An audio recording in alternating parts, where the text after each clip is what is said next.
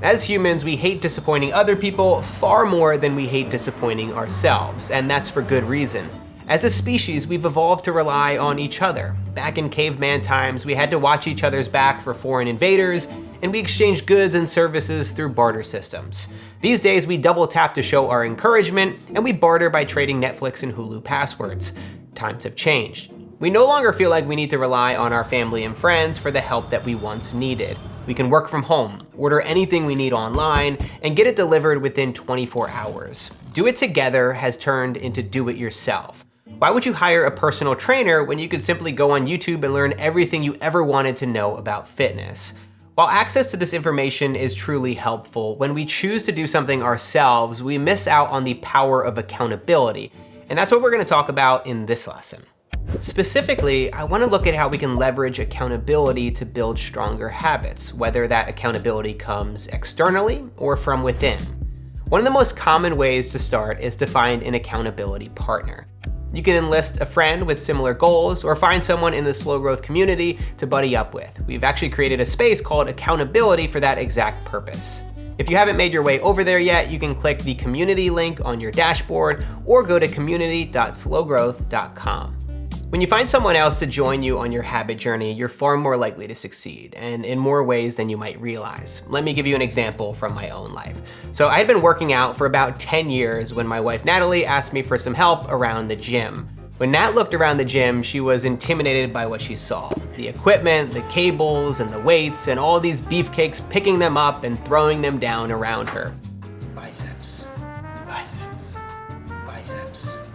I think I'm not the first person to say that the gym is an intimidating space when you don't understand the equipment.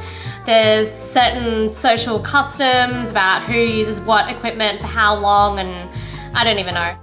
I thought that Nat joining my workouts would actually hurt my progress, but I found the exact opposite to be true. The first thing that we both learned is that it reduced our ability to create excuses.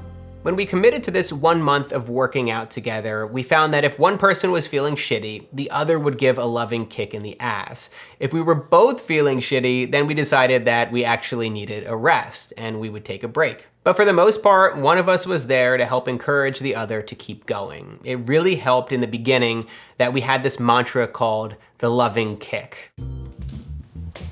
Loving kick. Loving kick.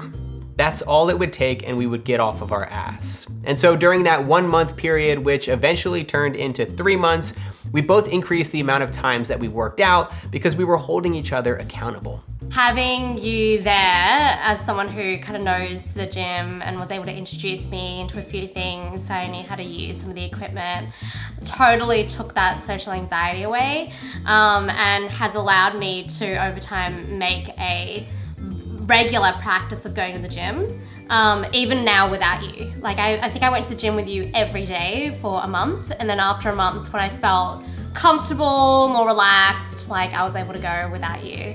And that habit has stuck, which has been really awesome. But one more thing surprised me about my new workout buddy. Not only was I going to the gym more regularly, I was also more dedicated when I was there. So Nat was right next to me. She was watching every set, every rep, and she was learning from me. And instead of getting lazy and slacking off with my form, I got really intentional with each rep that I did. If you can't find an accountability partner, no sweat. If you've got the budget, it might be time to invest in a coach or personal trainer. When you think about it, they're essentially professional accountability partners with the added benefit that they're experts in their field. So whenever you have a question during a training session, you have someone to give you the answer in real time. But this doesn't just work for fitness. You could also hire an instructor to teach you how to play guitar, a tutor to help you with your studies, a business coach to help you with your professional goals, and a dating coach to help you with your game.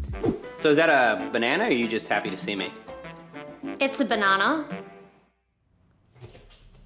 Hey, this guy just ate my banana!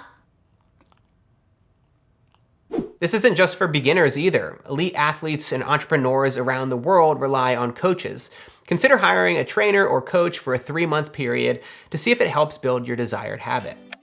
Another option is to join a group or class. So this doesn't give you the same kind of attention as a direct accountability partner or coach, but it can still be helpful for the right person. From SoulCycle to Peloton to CrossFit and Barry's Bootcamp, there are tons of options for people who prefer the group dynamic of a class, whether that's in person or online. Another way that you can create accountability is to create a social contract. Make your commitment public by publishing it to social media or writing a blog post. One of the writers and authors that was most influential to me when I first got interested in habit change was author of Zen Habits, Leo Babauta. Leo has made some radical changes in his own life. He went from an overweight smoker to someone who regularly competes in endurance races. And he attributes a large part of his success to his public writing practice and the accountability that came from announcing his intentions to the world. These can be really intimidating steps if you've never done it before. Not many of us feel comfortable sharing our insecurities and weaknesses with our closest friends, let alone the rest of the world. But it can be a powerful way to make sure that you actually do what you say you're going to do. The last type of accountability I want to talk about is internal accountability, the commitments that we make to ourselves. We've already spoken in this course about why it's important to have a strong why and to get clear on the emotional drive behind our habits, but we're all human and sometimes let ourselves down, and that's totally okay. This is why it can be helpful to have strategies in place that foster that internal accountability that we need. One example of this is the accountability mirror from ultramarathon runner and author David Goggins. If you don't know David's incredible story, he went from being morbidly obese and surviving a rare heart defect to running 5 ultramarathons and being the only member of the US Armed Forces to have completed Navy SEAL training. In his book, Can't Hurt Me, he writes about the accountability mirror. He would stick Post-it notes on his mirror with his goals as well as his weaknesses that he wanted to improve. Every time he stood in front of the mirror, he would take a full inventory of himself. This practice might seem confronting for some, but it helped Goggins stay accountable to himself. Give the accountability mirror a try and see how it works in your own life. You might be surprised how a little reminder each morning will help you stay true to the things you say you're going to do.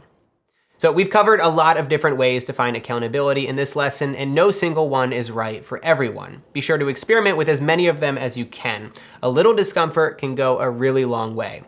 Head to exercise 14 of your workbook to put your accountability plan into place and to identify who's going to be in your corner when you need that loving kick.